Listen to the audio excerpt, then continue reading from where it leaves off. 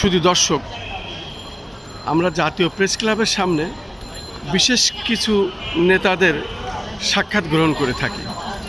আজকে আমরা কিছু শিক্ষক নেতাদের সাক্ষাৎ গ্রহণ করছি, যেটা ধারাবাহিক আমরা করে থাকি।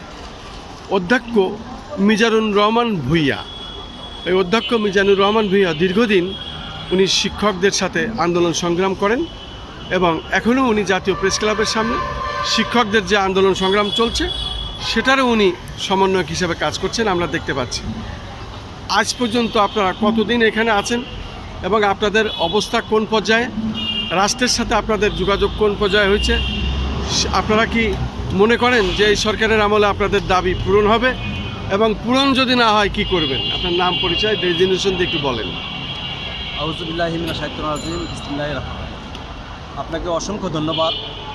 সম্মিলিত নন এমপি ঐক্য পরিষদের ব্যানারে আয়োজিত আজকের চতুর্থ লাগাতার আন্দোলনের 11তম দিনে, চতুর্থ দফার 11তম দিনে আমাদের শিক্ষকবৃন্দ এমপির জন্য আন্দোলন চালিয়ে যাচ্ছে।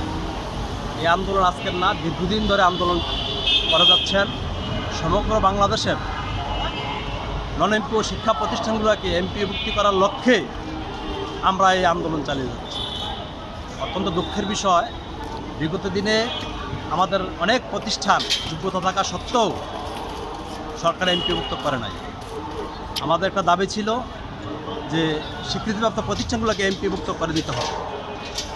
আমরা দেখেছি যে আমাদের প্রতিষ্ঠানগুলা যোগ্যতা থাকা সত্ত্বেও তখনকার সময়ে এমপিভুক্ত হয় নাই। তাই আজকে আমাদের এই লাগাতার অবস্থান কর্মসূচি। বর্তমান সরকার অত্যন্ত শিক্ষাবান্ধব সরকার। আমরা আশা করি সরকার এই আন্দোলনের প্রতি সহমর্মিতা প্রকাশ করবেন।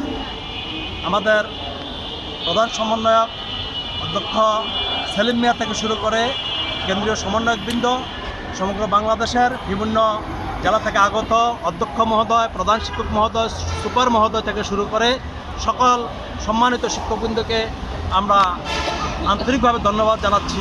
তারা অনেক কষ্ট করছেন, পরিশ্রম করছেন তাদের নিজ প্রতিষ্ঠানগুলো এমপিভুক্ত করার জন্য। একটা প্রতিষ্ঠান একদিনও হয় নাই।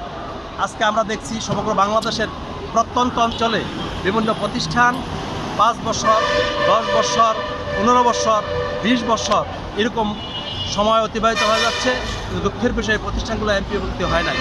আজকের দিনে আমরা আশা করব সরকার একটু নজর দিবেন যেন এই প্রতিষ্ঠানগুলো এমপিভুক্তি হয়, কারণ এই প্রতিষ্ঠানগুলো এমপিভুক্ত হলে আমাদের ছেলেমেয়েরা পড়ালেখা করতে পারবে, শিক্ষার হার আরও বাড়বে, এবং এদেশের ছেলেমেয়েরা যখন পড়ালেখা করবে, শিক্ষার হার যখন বাড়বে, তখন আমরা দেখব যে আমাদের ছেলেমেয়েরা উচ্চশিক্ষা শিক্ষিত হবে।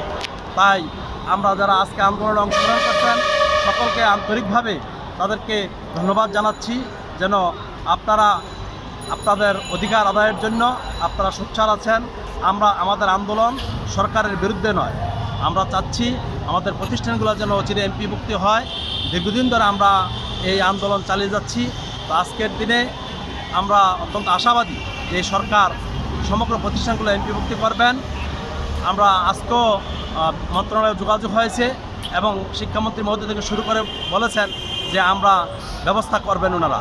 তো আমরা অত্যন্ত আশাবাদী যে সকল এমপিভুক্তির জন্য আমরা আন্দোলন চালিয়ে যাচ্ছি এবং স্বীকৃতিপ্রাপ্ত সকল প্রতিষ্ঠানগুলো যে এমপিভুক্তি হয় সেই লক্ষ্যে আমরা আমাদের কার্যক্রম চালিয়ে যাচ্ছি।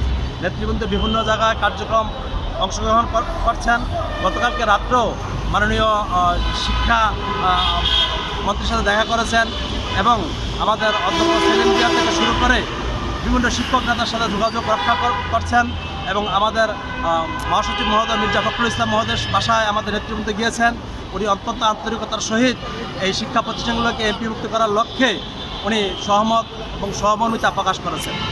আমরা আশা করব অতি দ্রুত আমাদের প্রতিষ্ঠানগুলো এমপিভুক্ত হবে, কারণ দীর্ঘদিন ধরে এই প্রতিষ্ঠানগুলো এমপিভুক্তি না হওয়ার কারণে এই প্রতিষ্ঠানগুলো 10 বছর, 15 বছর, 20 বছর হওয়ার কারণে এই অনেক শিক্ষক খুব কষ্টে আছে, অনেক শিক্ষক মানবতার জীবনযাপন করছে। সমগ্র শিক্ষক সমাজ আজকে এই প্রেস ক্লাবের খোলা চত্বরে জীবনযাপন করতেছেন। তাই তাদের সাথে একাত্মতা পোষণ না করে পারি নাই। আমরাও তাদের সাথে একাত্মতা পোষণ করে এমপিও চাই, কিন্তু এই এমপিও আমরা আদায় করতে গিয়ে আমরা বলবো না যে আমাদের প্রতিষ্ঠানগুলো যেখানে আছে সকল প্রতিষ্ঠান এমপিভুক্ত করা যাবে। আমাদের দাবি হলো স্বীকৃতিপ্রাপ্ত প্রতিষ্ঠানগুলো এমপিভুক্ত করা যাবে। অর্থাৎ কোনো প্রতিষ্ঠান যদি স্বীকৃতি না থাকে, কোনো প্রতিষ্ঠান যদি অযোগ্য প্রতিষ্ঠান হয়, তার যদি স্বীকৃতি নবায়ন না থাকে, তাহলে আমরা এমপিও চাবো না। কিন্তু আমাদের জোর দাবি হচ্ছে যদি স্বীকৃতি থাকে অবশ্যই এমপিভুক্ত করা যাবে। কারণ এই আন্দোলন আজকের না, দীর্ঘদিন ধরে আমাদের শিক্ষকবৃন্দ আন্দোলন চালিয়ে যাচ্ছেন। তাই আমরা আশা করব অতি দ্রুত এই সরকার এই স্বীকৃতিপ্রাপ্ত সকল প্রতিষ্ঠানকে এমপিভুক্ত করে দেবেন, সে আশা ও বিশ্বাস রাখি। আপনাদের সকলকে ধন্যবাদ, আন্তরিক অভিনন্দন ও আপনাদের সুস্বাস্থ্য দীর্ঘায়ু কামনা করে আমি আমার বক্তব্য শেষ করছি। আসসালামু আলাইকুম রহমতুল্লাহি ওয়া বারাকাতুহু।